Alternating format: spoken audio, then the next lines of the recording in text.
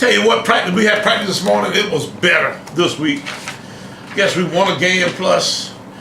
Back home, homecoming, all kind of stuff. So we got exciting stuff going on. I'm a little bit concerned about all of the homecoming style kind of stuff you got going on. Anytime you got homecoming around here, man, it's a big week, and we need to be concerned that way. But we've made it perfectly clear to our guys that that stuff's not for them. So if you see one of our guys out anywhere where you think they ought to be, call me and let me know. Say, hey, so and so is out doing so and so, but they ain't supposed to be. But we might go to a basketball game, that kind of stuff. We got some of that kind of stuff going on. That we like to go and support our other teams. And if the volleyball team playing, we go see them. But besides that, we are strictly in preparation mode for FAMU, and they're starting to play a lot better. They're starting to play good. They beat Norfolk up pretty good at Norfolk this past week, and you can tell they're getting a little bit better understanding on some of the things they're trying to install with the new staff and that kind of stuff down there. So we got our work cut out for us this coming Saturday. Questions? Just, Coach, what did you see improvement-wise in the team from a week ago? Well, we were able to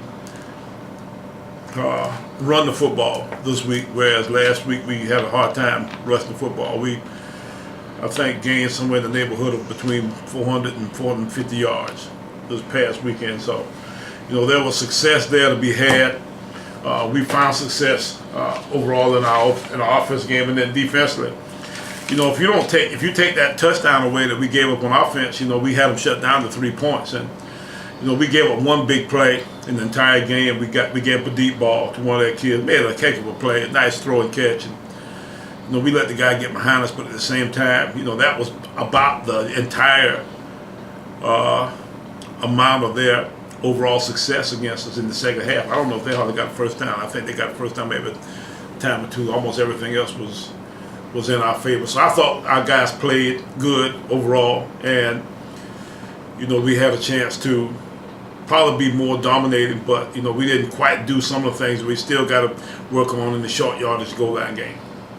Getting back to that short line game, Justin Taylor, second straight week, gets stopped on a fourth down. Do you think it's as much a concern when it comes to either the way the offensive line is blocking on these short yardage situations, or is it just are you concerned that maybe you become sort of in that situation predictable?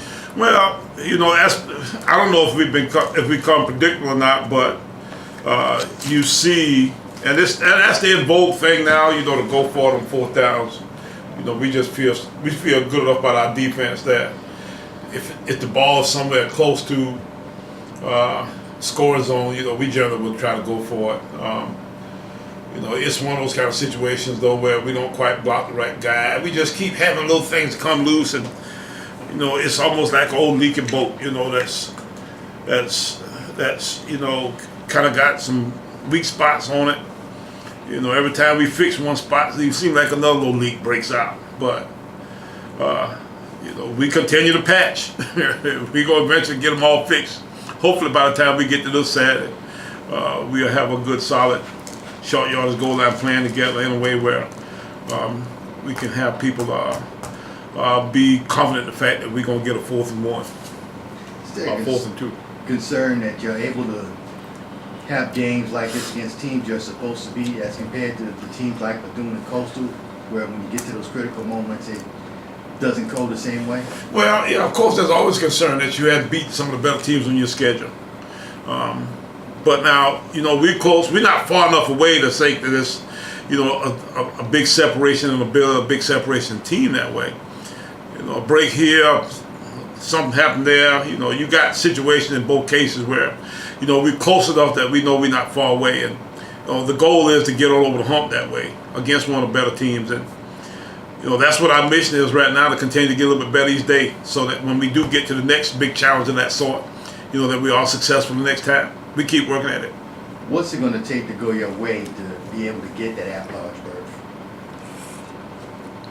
Well, some of the teams ahead of us got to beat each other up. Some of the 3 and 4 loss teams, have got to, maybe win some games against some of the 2 and 3 loss teams. Some of that kind of stuff. You got enough of that kind of stuff out there available to you that we could squeak in that way. But now, it's going to take some things to happen for it to happen, and we just need some of those things to break our way. It's enough of that kind of stuff out there. Enough close teams, out there where you got a lot of different possibilities that it could happen. What about, would it help that you have teams like an A&T and Delaware State post a winning record? All of that helps. Those things will definitely help. With our strength of schedule, coach, I was happy as I could be to see Alabama A&M beat Alcorn this week. All those kind of things, will have an effect on the overall process. We need Coastal to win out. I think we need Bethune at this point to win out because, the stronger they are, the better that makes our strength of schedule go. I'm hoping Coastal will go undefeated. I'm hoping that Bethune at this point will go maybe 11-1. So all those kind of things, help our strength of schedule, I think. Looking at Saturday's game with Florida A&M, they sort of been a Jekyll and Hyde team, so to speak. Just, are they different from the team that was here 2 years ago? I hope so. That was one of the more heartbreaking losses that we've had here. Up by double-digit numbers in the second half, and we're not able to close the deal on them. And they were able to come back and win the football game, but at the same time, they do possess some of the same kinds of capabilities that team did back in those days. And we've got to be prepared. We got to be on our P's and Q's because if we give them an opening of some sort, I'm quite sure they're more than willing to take it. Damian Fleming, he sort of came in here into the conference like a comet, but it seems like he's not the same player that he was as a freshman. Well, we beat him down there last year, and I didn't think he played as well there as he had played the year before here.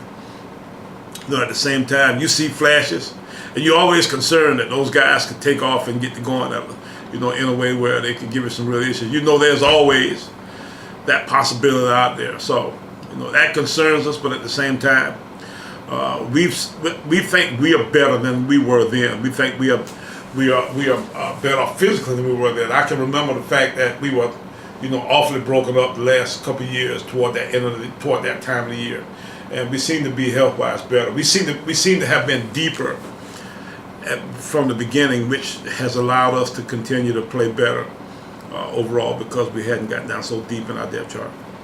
On the flip side, the player Bridges this Saturday, was that his best game, and how much was encouraging that he was able to rebound from what happened with Cookie? Well, very, very encouraging, and and he still had his moments where we wish he had done some things a little bit different, but it is what it is with Richard, and we do expect him to be able to take advantage of certain things that people do for us or do against us.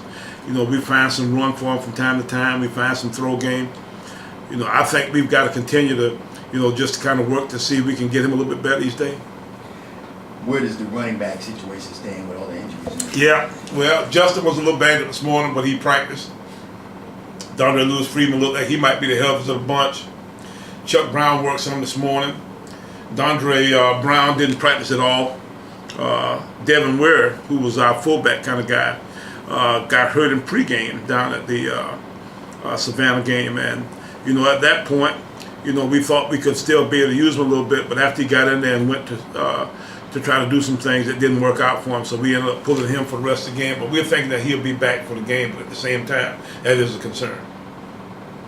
Of course, Tyler was able to break the record this week. When you look at the wide receiving core and starting to think about life after Tyler, who is that guy that's going to be able to step I'm not thinking about life after. Look here, you go into hypotheticals on who the hell was going to be. I guarantee you, I don't have a clue. We got some guys though. Little Brennan Morrison, we think is going to be a little stud. We pulled him because of the fact that that he was hurt there in the Clemson game, so we're going to medical redshirt him. We've got some guys that are starting to develop, and I'm starting to get excited about the Dennis Rose and the who we got left, because Caleb's leaving too. Let me tell you what, that's a big loss too now. Caleb Davis is a big loss, but we got some guys running around here that'll be okay, and we'll sign a guy too. You can find a wide receiver sometime that can help you, quicker than some of the other guys, but at the same time, we do have to do some work to make that thing come together for next year. I guess this week is sort of a rare situation where you also have the spotlight in state to yourself, with Clemson and Carolina not playing this Saturday. Both Clemson and Carolina off this week? Well, Carolina's off, and then Clemson plays on the 14th. Oh, okay. So with that being the case, do you think, is that another opportunity for the team to get more attention? Well, let's hope that, I guarantee you, that'd be great for that to happen. And, let's hope that some of those folks come and see us play.